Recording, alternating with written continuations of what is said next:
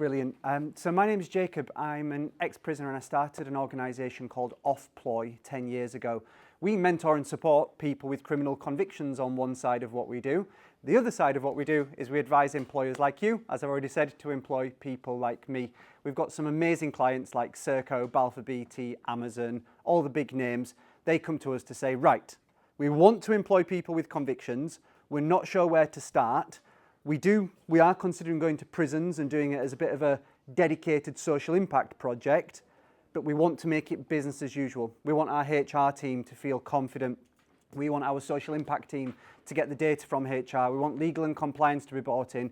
We want the execs to know exactly what we're doing, and we want to make this a sustainable talent attraction strategy, not just for the people we're looking at hiring, but when an existing colleague goes ahead and gets a criminal conviction themselves as well. What do we do in that situation? So it's not all just about hiring, it's about employing people with criminal convictions.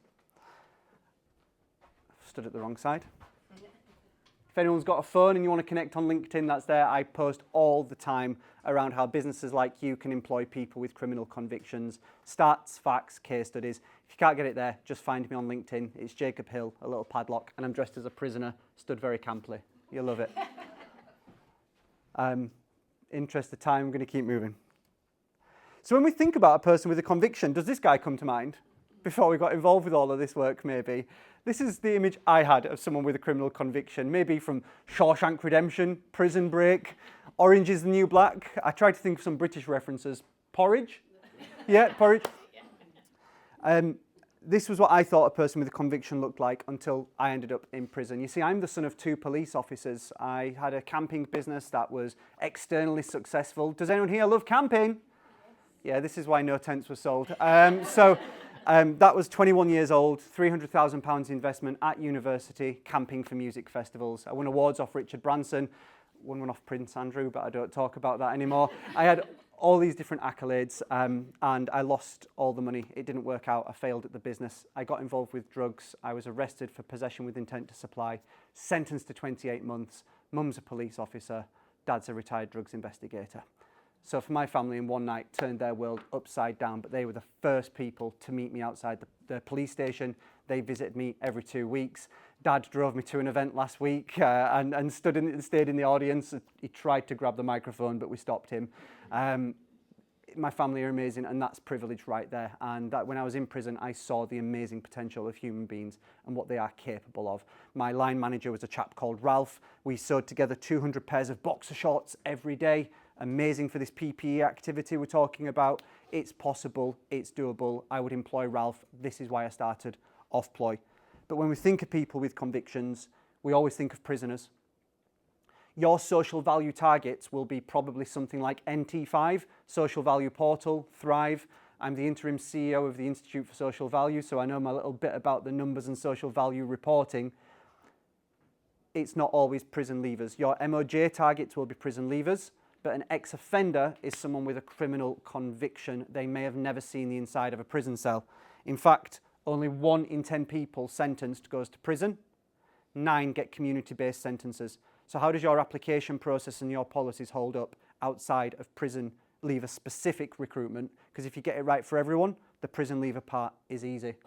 And when we think of who that might be, of how many adults in the UK, it's 12.6 million adults in the UK. 1 in 4 adults of working age, 1 in 4 applicants looking at your roles right now has a conviction, and they don't know how you're going to handle their data. They don't know when they have to disclose the most shameful part of their life to you, what you're going to do with that data, how you're going to make a decision on it, how you're going to store it, and who you're going to tell in the organisation. Would it be so hard to put an applicant page on your website to say, when applying for our organisation with a conviction, here's what to expect, here's how we make our decisions. A 1 page for that. It also helps your existing colleagues with convictions as well. 1 in 4 adults. If it was a 25% of your revenue stream, you would have the processes, the policies, the marketing, the website, the team training, everything you need. But it's 25% of your applicant tracking process. So consider that part as a lost revenue for every rehire you have to do, because people with convictions are scared to apply or unsure to apply for your roles.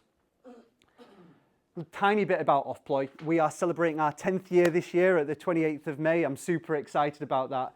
We've mentored over 5,000 socially excluded people. 70% of our team have lived experience of the justice system.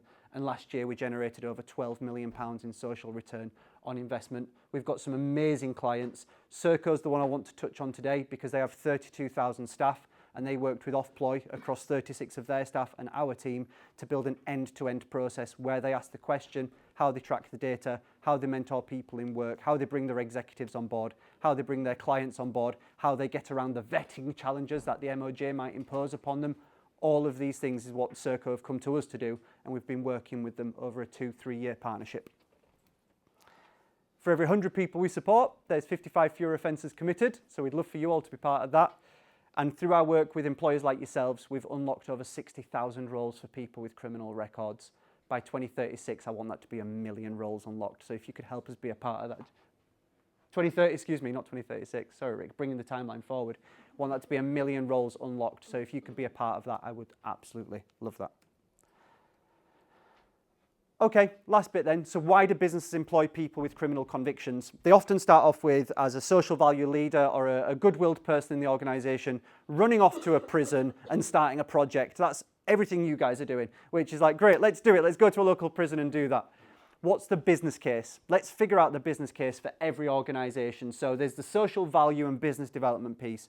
Employing people with convictions is good for contracts at the moment. It can also demonstrate the social value you save to society. If you use the TOMs framework, NT5, that's recently gone from £27,000 saved to £55,000 saved for society for every person you employ with a conviction, not just prison leaver, over 12 months.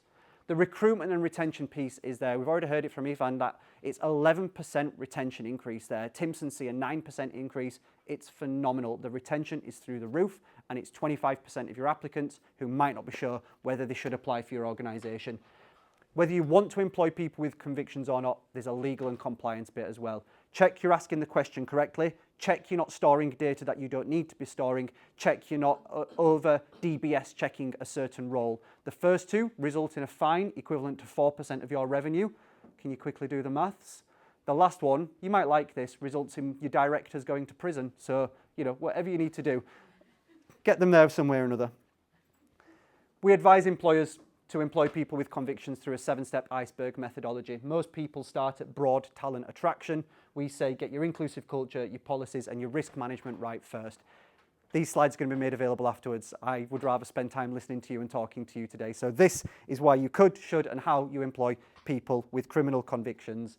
And finally, to just get everything together, get yourself an assessment to understand where you currently are, build a business case for why it is good for your business, not just good for the people with convictions you employ. Put a strategy in place and do a workshop with your leadership team. The executives need convincing. Run a lived experience workshop where someone with a conviction stands up and talks to them. Hey, I'm also someone with a criminal conviction. To be fair, you probably are too. And if it's 1 in 4 adults, how many are in this room today? Nearly 40. 10 of you. This part of the row, you all represent people with criminal convictions. Thank you. Look at them. Mind your bag under there, okay.